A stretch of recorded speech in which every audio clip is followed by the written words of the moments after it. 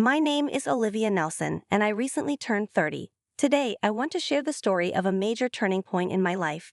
I have an older brother named Scott, who is 2 years older than me. From a young age, Scott was considered very handsome. His good looks were so well known in our neighborhood that people even talked about talent scouts from modeling agencies coming after him. He was what you'd call a heartthrob, likable, smart, and quick-witted. Everyone, including our parents and the adults around us, adored him.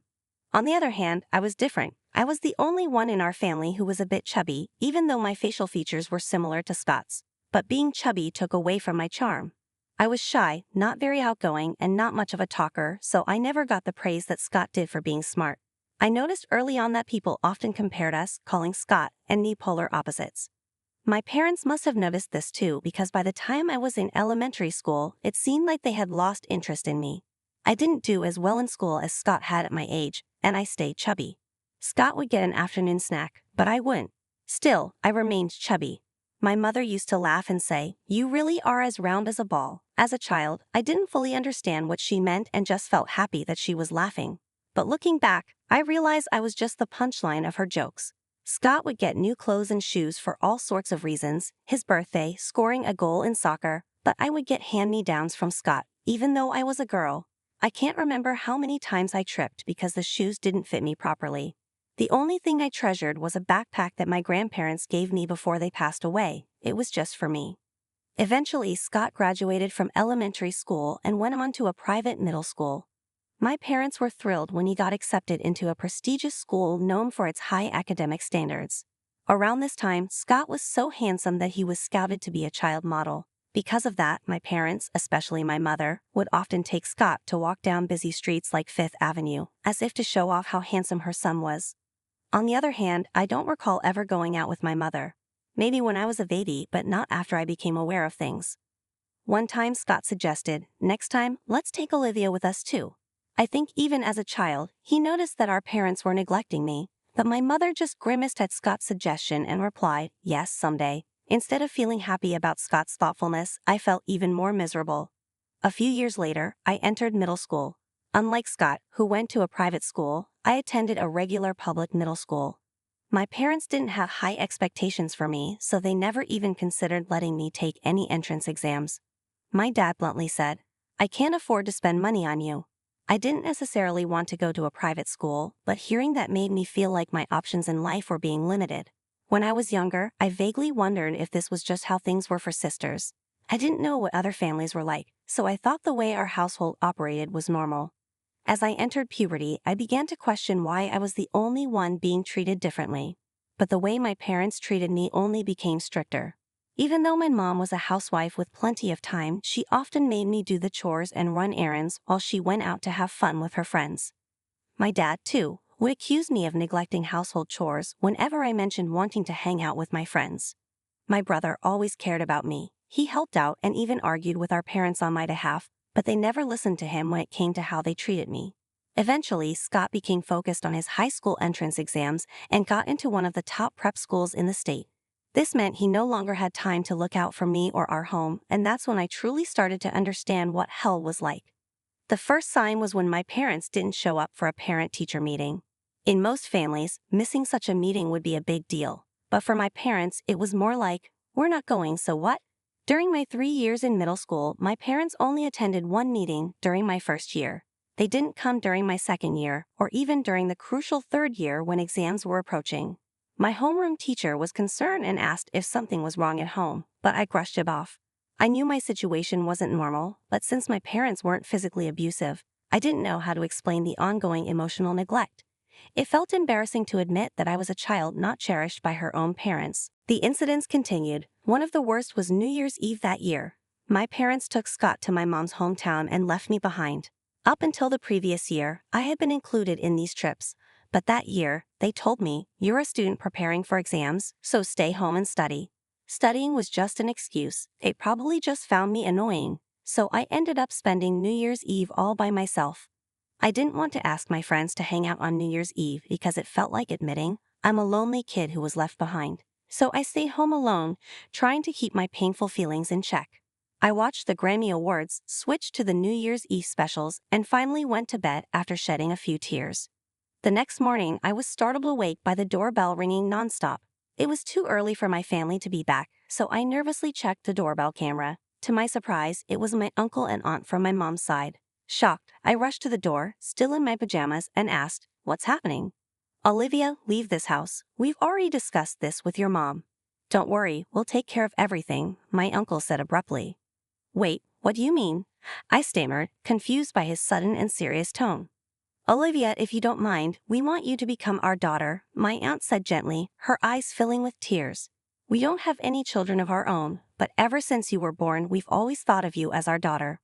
At that moment, I couldn't fully grasp the situation. I knew my aunt and uncle had always doted on me. They couldn't have children due to an illness, and whenever they visited, they showered me with love. They often criticized my parents for the way they treated me, and they were the ones who spent time with me when I was left alone. My aunt played with me, and my uncle bought me treats and cute clothes. I had more fond memories with them than with my own parents. My uncle continued, "Your parents don't plan on letting you go to high school. They said that when you turn 16, they want you to work to help pay for Scott's college education. We can't stand by and let that happen, Olivia. You have the right to go to school, and you don't need to sacrifice your future for your brother." I was stunned. I had no idea my parents planned to rob me of my future for the sake of my brother. It all made sense now. Their lack of interest in my education, the absence at parent-teacher meetings. They expected me to work like a mule. As I crumbled under the weight of this realization, my aunt and uncle knelt down beside me, comforting me. "We may not be your real parents, and this might feel awkward, but we will make sure you're happy," they said, tears welling up in my aunt's eyes as she hugged me tightly. "Olivia, you have the right to be happy. We should have come for you sooner. If you're okay with it, we want you to become our daughter," my uncle added, his eyes reddening as he looked at me with sincere love. At that moment, I wondered if I had ever been truly wanted by adults before. Even though I was just a little over 10 years old, I knew what I had to choose. I decided to become their adopted daughter. Fast forward 10 years since they took me in, and my aunt and uncle have showered me with immense love, giving me countless joyful experiences. My aunt loved picking out clothes for me, and she would often take me shopping on holidays. My uncle, who had always dreamed of sharing a drink with his daughter, saved a bottle of wine from the year I was born, ready for my 21st birthday. We went on trips together, and my uncle, surprisingly childlike, would take me to zoos and aquariums, even when I was in high school. These are unforgettable and irreplaceable memories, ones I never had with my biological parents. At first, I called them aunt and uncle, but gradually I began to see them as my true parents. Now, I call them mom and dad. I later heard from them that when my biological parents visited, they drunkenly said to my aunt and uncle, "Olivia's just hopeless. She's not cute, and her looks are a bit, well, lackluster. She's not smart either. Honestly, we don't need a stupid daughter. We have our excellent eldest son, Scott." My aunt and uncle were furious at these words. When my parents started saying they wouldn't let me go to high school, the topic of adoption came up. I'm forever grateful to my aunt, who, sober on that New Year's Eve, drove all the way to get me in the middle of the night. I wanted to repay my wonderful parents for all they had done. I wanted to become the kind of daughter my foster parents would be proud to have adopted. With this in mind, I studied relentlessly after entering high school. The truth is, a lot was going on during my high school entrance exams, and I couldn't fully focus. So after starting high school, I set a goal to strive for a future that would make my aunt and uncle proud. My hard work paid off, and I was able to enter a renowned public university. However, that alone wasn't enough to express my gratitude to my aunt and uncle. No, my dear parents. I wanted them to have an easy life in the future, so I continued to study hard after entering college. I even obtained a weather forecaster license during my student years, and now I appear on television as a weather forecaster. In addition, I wanted to make my aunt and uncle proud, so I worked hard on dieting and exercising. Now, I've earned the nickname Beautiful Weather Forecaster. Looking back, I always resembled my brother in looks, so I had the potential to become a beauty too. My aunt and uncle always said they were proud of me, but I feel that now I've truly become the daughter they can be genuinely proud of. I have so many things to repay and so much gratitude to express, so I won't hold back my efforts. Just when I was thinking this, my biological parents suddenly appeared before me. "Olivia, oh, you've grown so much. You've become such a fine young lady." My parents, with tears welling up in their eyes, clung to me. I was just about to leave the TV station and get into my car when this happened, and I was unable to process the situation. Honestly, I hadn't seen them for so long that I didn't recognize them at first. "We were shocked to see you on TV. Scott said it was Olivia. We never expected you to become such a beautiful woman and a weather forecaster too. That's incredible. My father, as if to say, just as expected of my daughter, patted me on the shoulder. Really, just as expected of our daughter, we are so proud. They really said it. I couldn't hide the look of disgust on my face and glared at my parents, but they continued the conversation without any sign of concern. Oh, that's right, since we've met, why don't we have a meal at the fancy restaurant just ahead? You must be earning a lot as a weather forecaster, right? What was their intention? After lying in wait for me like stalkers and then suggesting a meal at a fancy restaurant, they asked if I earned a lot. It was clear they were trying to freeload off me. They wouldn't be able to parasitize off me. I had to drive them away so they wouldn't want to see me again. As I thought this, a plan popped into my head. Oh, this could work.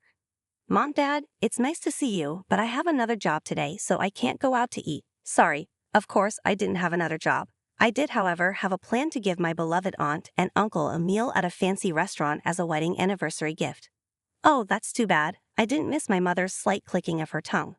Could you maybe share your contact information? I'm organizing a small party for my birthday soon, and I'm inviting people from the TV station. There will be plenty of delicious food, and it'll be fancy, so I'd love to invite you too. Upon hearing this, my parents' eyes noticeably lit up. Really? Oh, aren't we lucky? So actors will be coming as well? My dad asked. Oh, Dad, of course they'll be there. My parents were visibly excited, their smiles widening. Little did they know, no actors would be present. It was a small gathering, mainly a weather reporter's party. The main guests were people from the newspaper and TV station staff. At best, the most glamorous attendees would be the announcers and some TV personalities. Meeting my parents' expectant eyes, I simply smiled and said, "See you at the party," then left. A month later, as planned, I booked a venue and my birthday party took place. Despite being small, a good number of people gathered because, well, we rented a party venue.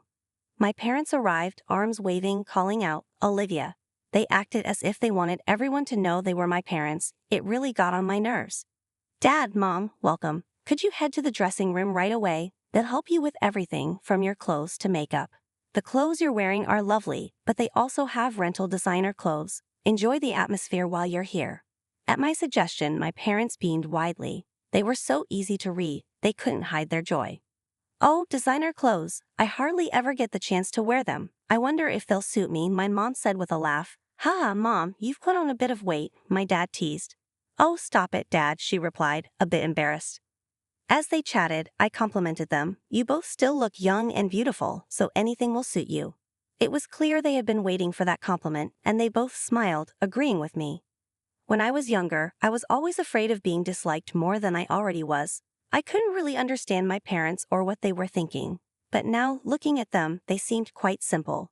They love high-quality things, expensive things, beautiful things. They're the kind of people who are drawn to whatever everyone else likes. After having their hair and makeup done, my parents were in high spirits as they returned to the party. My mom wore a pale pink mini dress that showed off her shoulders, something a much younger woman would wear. It looked completely inappropriate for her age, and the sagging skin on her knees gave away how old she really was. My dad chose a bright red suit with a flashy tie decorated with yellow and green geometric patterns. He was the only one at the party dressed like that, and even if there wasn't a dress code, no one would choose such a mismatched outfit. The clothes were designer labels, but they were secondhand. I had actually picked them out for my parents to wear that day. I told the makeup artist and costume staff that these clothes reminded me of a family party we attended when I was young. No one questioned it, even though it wasn't true. I never attended a party with these parents. But sometimes the lie can be useful. My parents believed in the value of designer labels without question, and as long as I kept saying the outfits suited them, they were more than happy. In the past, my parents would listen to anything my outstanding brother said, as long as it wasn't about me. But now, they were the ones receiving compliments, with me being the outstanding one. After a while, the party started, and as the star of the day, it was my turn to give a speech. Before I went up on stage, I told my parents, "I have a message for both of you in my speech today, so make sure to listen carefully." I held their hands and they looked at me with surprise but also happiness. "What?" they asked, but I could see they were eager to hear what I had to say. Even after I had gone up on stage, I felt a mix of emotions. I began, "Thank you all for coming to my birthday party today. I would also like to thank everyone who helped organize this event. My friends, ever the jokers, teased me from the crowd, shouting, 'You're so formal, you're not usually like this.' Are you hearing this? I smiled and replied, I'm just being myself, before turning my attention to my parents. My parents are here today, right over there, I said, pointing in their direction. The lighting staff took the cue and spotlighted them. These are my wonderful parents who had the audacity to appear on TV, and even ambush me, despite abandoning me in my teenage years. A murmur spread through the crowd at my words. It wasn't surprising, as I had rarely discussed my past with anyone besides my close friends. What, Olivia? How could you say such a thing? My mother jumped up, shocked, while my father sat in stunned silence. Since I was around kindergarten age, they had constantly compared me to my high-achieving older brother, Scott, always favoring him over me. I was the one who never got treats and had to wear Scott's hand-me-down clothes until I was in grade school. Despite all that, I still loved my parents. After all, for a child, parents are everything. But things got worse during middle school. They started to impose household chores on me and finally declared that they wouldn't let me go to high school. They wouldn't even attend parent-teacher conferences. That's when my caring uncle and aunt decided to adopt me. Saying this about myself feels odd, but usually I'm quite cheerful. That's because my uncle and aunt have repeatedly told me with love that I'm not a bad child. They allowed me to gain confidence and overcome my shyness, turning me into the positive person I am today. I am today who I am because of everything that happened, and my normally cheerful demeanor contrasted sharply with the harsh background I had just revealed. The audience was immediately abuzz with murmurs like, how could they do that? And why would they show up to their daughter's birthday dressed like that? The crowd began to criticize my parents, and unable to withstand the stares, they hung their heads and trembled. But now, I am grateful to those two. It's because of them that I was able to find my real parents, my uncle and aunt, who showered me with the warmth of a true family. At these words, my parents looked at me as if expecting that I would acknowledge them as important too. But I simply smiled at them. Mr. Treasure from Daily Info, are you here? Please make this story and these pictures into an article. Consider it a birthday present for me. I called out to a friend from the magazine who had already started taking pictures of my parents. Hey, stop it. Stop taking pictures. My parents frantically tried to hide their faces, but I shouted at them, you always made me do things I didn't want to do, even when I begged you to stop. You can't just force others and not expect to be forced yourself. My mother's eyes welled up with tears and she pleaded, I'm sorry. If you make this into an article, it will harm your mother and father too. You wouldn't want that, would you, Olivia? I was stunned by her audacity. Do you really think I still consider you two as my parents? You barely raised me, you completely abandoned your duties as parents. My real parents are my uncle and aunt. They are the only ones I consider as my mother and father. Don't ever interfere in my life again. As I spoke, recalling everything that had happened, tears began to stream down my face. The attendees, seeing my state, forcefully escorted my parents out of the venue. It was over, this time for real. I had finally severed all ties with those people. As a child, I had cut them off to find shelter with my uncle and aunt, but now I had truly distanced them from me, all by myself.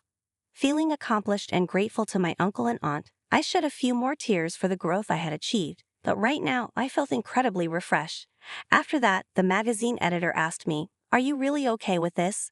I responded, yes, please proceed, and they ended up writing an article about my upbringing. The story was quite sensational and was picked up by many TV shows. There were concerns that my image might take a hit, but in reality, the narrative became a drama about a girl making a dramatic turnaround, a modern Cinderella story. I received mostly favorable press, and the whole thing boosted my reputation instead of hurting it. On the other hand, those two, well, let's reluctantly call them parents, faced a different fate. After my story was published, they were shunned by our neighbors, leading them to move houses. The gossip spread quickly at my father's workplace, and he was pressured to resign. My mother, who had always been a homemaker, was now left unemployed as well. My brother Scott informed me that they were getting by on their savings, but their lives had drastically changed. Even after I was adopted, my older brother Scott continued to care about me. He would visit me at my new home with my aunt and uncle. At first, he wanted us to live together again, but soon he realized that it was better for me to stay with my adopted family. He was happy for me and knew I had made the right choice. Scott was always there for me, even during my college years, helping me with my studies. Scott, who was very important to me, decided to cut all ties with our biological parents after I shared my story with the magazine. He would often joke, the next time I'll see them is probably at their funeral, but knowing Scott, he might not even go to that. 5 years later, I ended up marrying Mr. Treasure, who worked at the magazine that published my story. Now, we have children, twins, a boy and a girl. As a mother, I want to make sure my children are treated equally and grow up in a happy and loving environment, just like the love I received from my aunt and uncle, and like how Scott always looked out for me, even from a distance. I want my kids to grow up being kind and gentle to everyone they meet. But besides raising my children, I also want to repay the kindness of my aunt and uncle. This year, for our wedding anniversary, I surprised them with a trip to Oregon, which we enjoyed together with my husband and children. My aunt and uncle often tell me, "Olivia, you have your own family now, you don't need to do this," but getting back to them brings me joy. It's not because I feel I have to, but because I love seeing them happy. It gives my life meaning. I jokingly tell them, "Don't take away my pleasure," as I start planning our next surprise.